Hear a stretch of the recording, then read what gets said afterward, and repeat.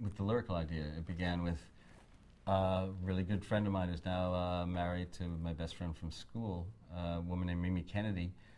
When I was complaining that no one wanted to sign us and no one seemed to like the music, saying, well, it's so complicated, why don't you write something simple? And the oldie station was on in the other room or something, and they were playing Elvis, I Want You, I Need You, I Love You, which is a very simple song.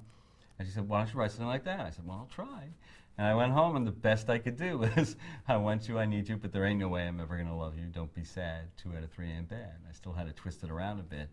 But it was definitely a conscious, the album was basically finished, and they were complaining there were no singles, which there probably wasn't. Everything was like 7 minutes long, and they wanted a pop single, or a ballad, and so I went in to write that with that specific thought in mind.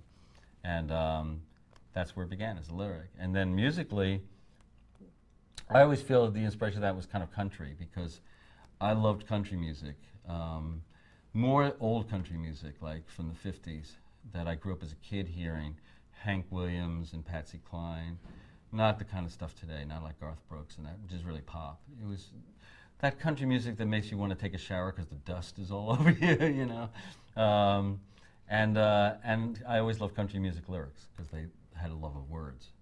And because country music was so damn dark, it was so desolate, and I love dark music, and I always thought that got overlooked. How dark? I mean, I don't think you can get through Hank Williams' "I'm So Lonesome I Could Cry" without needing, Prozac or something. It's just that's as despairing a song as there is, and it always sounds to me like a lonely coyote just howling, and a dusty moonlit night, and the melody was country when I was first doing it. It was like I don't know how the range will be, but.